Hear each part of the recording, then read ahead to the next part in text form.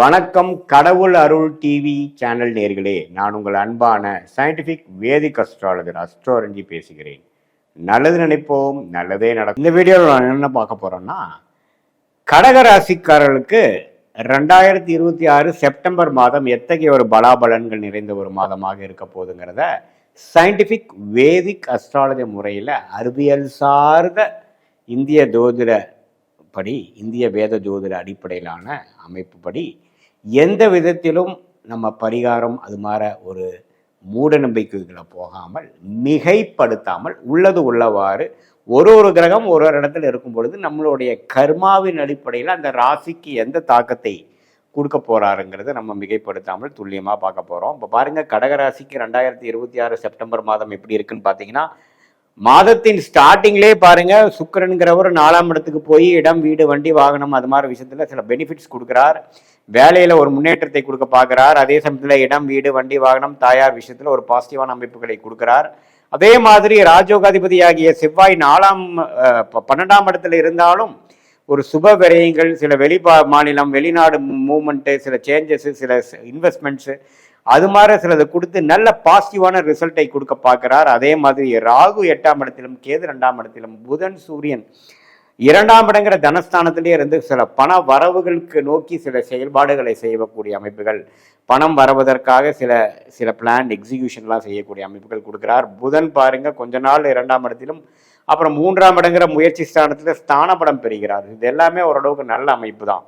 So பாருங்க, எப்போ உங்களுக்கு இந்த கிரக அமைப்புகள் ஓரளவுக்கு சாதகமாக ராசிக்குள்ளேயே குரு பகவான் இருந்து இப்படி இருக்கும் பொழுது, கடந்த 2 மாசமாவே உத்வேகமாக கடகராசிக்காரர்கள் கொஞ்சம் சந்தோஷமா கொஞ்சம் பழைய ஒரு ஒரியிங் ஹேபிட் இல்லாமல் கொஞ்சம் பாசிட்டிவாக இருக்கீங்கிறதா உண்மை. இப்போ என்ன கொடுக்குதுன்னா, செப்டம்பர் மாதம் அடுத்த கட்ட நடவடிக்கை என்ன பண்ண போகிறோம்?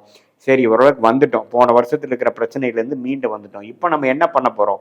பல சுப விரயங்கள், ஃபினான்ஷியல் இஷ்யூஸ், பல கடன்கள்லாம் போன வருஷம் ஆனதை படிப்படியாக இந்த 3-4 மாதமாக நம்ம குறைக்க பார்த்துட்டு இருக்கோம். அந்த அடிப்படையில் செப்டம்பர் மாதம் பார்த்தீங்கன்னா, எப்படி ஒரு கம்ப்ளீட்டாக சில விஷயங்கள் நம்ம பாசிட்டிவாக செய்ய முடியும், எப்படி சில நிவர்த்தி நம்மளுடைய கடனை அடைத்து அடுத்த லெவலுக்கு நம்ம போக முடியும், எப்போ நமக்கு ஒரு ரிலேஷன்ஷிப்பில் ஒரு பேட்சப் பண்ணி ஒரு நெக்ஸ்ட் லெவல் கொண்டு போகிறது, எப்போ நம்ம வாழ்க்கையில் அடுத்த லெவல் ஆஃப் இம்ப்ரூவ்மெண்ட், அடுத்த லெவல் ஆஃப் வசதிகள், அடுத்த லெவல் ஆஃப் பாசிட்டிவான ஒரு பிளாட்ஃபார்ம்குள்ளே எப்படி போக முடியும், நம்மளுடைய ஃபினான்ஷியல் ஸ்டெபிலிட்டி எப்படி பண்ண முடியுங்கிற மேனிக்கிற காரியத்தை எடுத்து பண்ணும் பொழுது நல்ல ஒரு மாற்றங்களை கொடுக்கும். நல்ல ஒரு change of job, change of ஒரு பிஸ்னஸ் பண்ணணுங்கிற ஒரு இன்ட்ரெஸ்ட்டு, அதில் தேவையான சில அமைப்புகள், அதுக்கு வேணுங்கிற இன்வெஸ்ட்மெண்ட், அதுக்கு வேணுங்கிற இடங்கள், இது எல்லாமே நல்லா வரக்கூடிய அமைப்புகள் இருக்குது. அதே மாதிரி வீடு கட்டணும், இடம் வாங்கணும்னு நினைக்கிறவங்களுக்கு டக்குன்னு அமையற மாதிரி அமைப்புகள், சில காம்படிட்டிவ் எக்ஸாம்ஸ் எழுதணும்னு நினைக்கிறவங்களுக்கு டக்குன்னு ஓரளவுக்கு நல்லா கிளியர் பண்ணி நல்ல ஒரு பாசிட்டிவான ரிசல்ட் வரக்கூடியவங்க,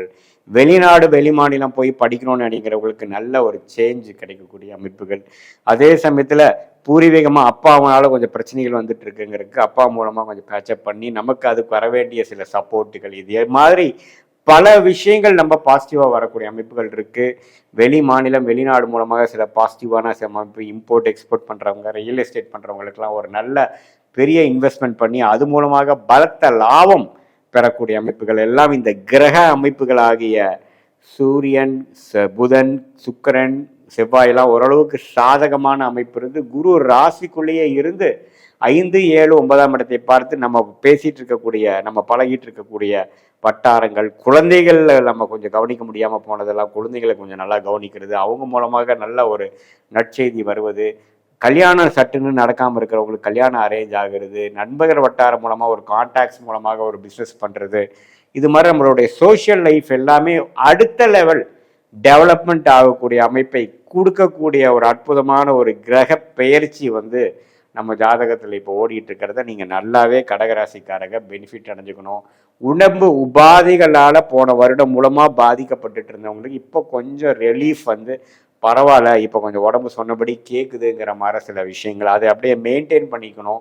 அதில் மாதிரி பழைய ஹேபிட்ஸ் நீங்கள் போகக்கூடாது. லைஃப் ஸ்டைல் ஓரியன்ட் டிசீஸ்லேருந்து பாதுகாக்கிறதுக்கு நீங்கள் அதுக்கு தகுந்த மாதிரி சில வேலைகளும், அதுக்கு தகுந்த மாதிரி சில அந்த லைஃப் ஸ்டைல் ஓரியன்ட் சேஞ்சஸை நீங்கள் கொண்டு அதை நீங்கள் இம்ப்ளிமெண்ட் பண்ணும் பொழுது வாழ்க்கையில் நல்ல ஒரு மகிழ்ச்சி, நல்ல ஒரு மாற்றங்கள் உங்களுக்கு தெரியும்.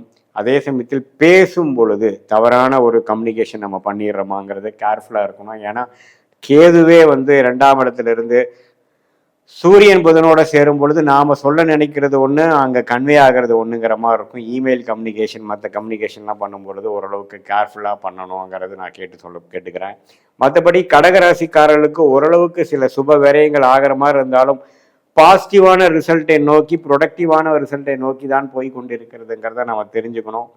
ஸோ அதனால் நம்ம ஓவர் திங்கிங் பண்ணாமல் நம்ம பிளேட்டில் இப்போ கடவுள் என்ன வைத்திருக்கிறாரோ அதை டக்குன்னு எவ்வளோ தூரம் ஸ்திரத்தன்மையோட க்ரியேட்டிவாக நம்ம செய்ய முடியுமோ, பலனை எதிர்பார்க்காமல் நம்ம ப்ராசஸை கரெக்டாக செய்யும் பொழுது இப்போ இருக்கக்கூடிய கிரக அமைப்பு மூலமாக நல்ல பலன்கள் வயது வித்தியாசம் இல்லாமல் எல்லா கடகராசிக்காரர்களுக்கும் உண்டு. அஸ்தம சனி எல்லாமே முடிந்து விட்டது. உங்களுக்கு உண்மையில் வர்றதெல்லாம் கொஞ்சம் பாசிட்டிவான விஷயமா இருக்குதுங்கிறத தெரிந்து கொள்ள வேண்டும். இது ஒரு பொதுவான பலனே தவிர உங்களுடைய ஜென்ம ஜாதகத்தில் நீங்கள் எந்த தேதி எந்த நேரத்தில் பிறந்தீங்கன்னு வச்சு ஜாதகத்தை போட்டு நீங்கள் எந்த லக்னத்தில் பிறந்தீங்க, நீங்கள் எந்த நட்சத்திரத்தில் பிறந்தீங்க, நீங்கள் வந்து ஆயிலி நட்சத்திரமா, பூச நட்சத்திரமா, புனர்பூச நட்சத்திரமா, எந்த மாதிரி ஒரு தசாபுக்திகள் போய் கொண்டிருக்குது, அந்த தசநாதனும் புக்திநாதனும் இப்போ கோச்சாரத்தில் எது மாதிரி ஒரு அமைப்பில் வந்து போய் கொண்டிருக்கிறார்கள், அதோட ஸ்தானபலம் திக்பலம் என்னங்கிறது எல்லாமே 9 கிரகம் 12 கட்டத்தில் 27 நட்சத்திரத்தில் சேர்த்து வைத்து பார்க்கும் பொழுது ஒரு துல்லியமான பலன்கள், அடுத்து வரக்கூடிய ஷார்ட் டேர்ம் எப்படி இருக்குது, அடுத்து வரக்கூடிய லாங் டேர்ம் எப்படி இருக்குது, எது மாதிரி விஷயங்கள் நமக்கு நன்மை பயக்கும், எது மாதிரி விஷயங்கள் நமக்கு சரியாக வராது, நமக்கு பிடித்தமான துறை என்ன, நம்மளுடைய வேலையா தொழிலா, எது மாதிரி நேரத்தில் மாறலாம், எப்போ திருமணம், எப்போ குழந்தை பேரு, எப்போ நம்ம கடன் அடையுங்கிற மாதிரி வாழ்க்கையில் இருக்கிற முக்கியமான தருணங்கள், ஒரு விஷயமும் ஒரு ஃபேக்கல்ட்டிஸும் நம்மளுடைய லைஃபை கவர்ன் பண்ணக்கூடிய அந்த 12 பாவங்களும் எது மாதிரி ஆதிபத்தியம் உங்கள் ஜாதகத்தில் இப்போ போய் கொண்டிருக்கிறதுங்கிறதை பார்த்து தசா புக்தி அந்தரம் சூக்ஷமம், தசை வந்து பல வருடங்கள் சேர்ந்தது தசை, ஒரு சில வருடங்கள் சேர்ந்தது புக்தி, சில மாதங்கள் சேர்ந்தது அந்தரா, சில வாரங்கள் சேர்ந்தது சூக்ஷமம் லெவலை நம்ம டிவைட் பண்ணி உங்களுக்கு இப்போ என்ன அந்தரம், என்ன சூக்ஷமம், என்ன புக்தி, என்ன தசா போகுதுங்கிறதை பார்த்து அதுக்கு தகுந்த மாதிரி கர்ம பலன்கள் எப்படி இருக்குதுங்கிறது பார்க்கும் பொழுது கடவுளால் கொடுக்கப்பட்ட இந்த தெய்வ சாஸ்திரத்தின் மூலமாக நம்ம சாதாரண மானிடராகிய நாம எந்த அளவுக்கு இதை பயன்பெற்று கொள்ளலாம், எப்படி இதை யூஸ் பண்ணி நம்ம லைஃப்பில்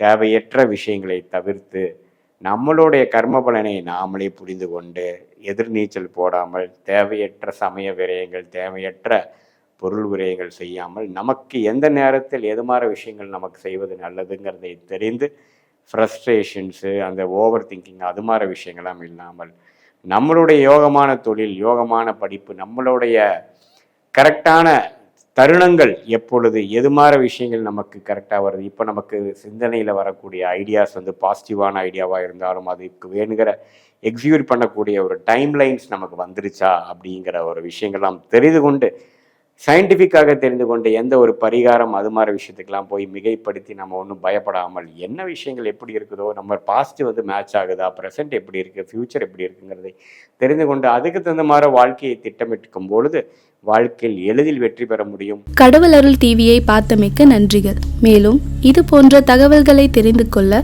கடவுள் அருள் டிவியை சப்ஸ்கிரைப் செய்யுங்கள். மறக்காமல் பெல் ஐக்கானை கிளிக் செய்யுங்கள்.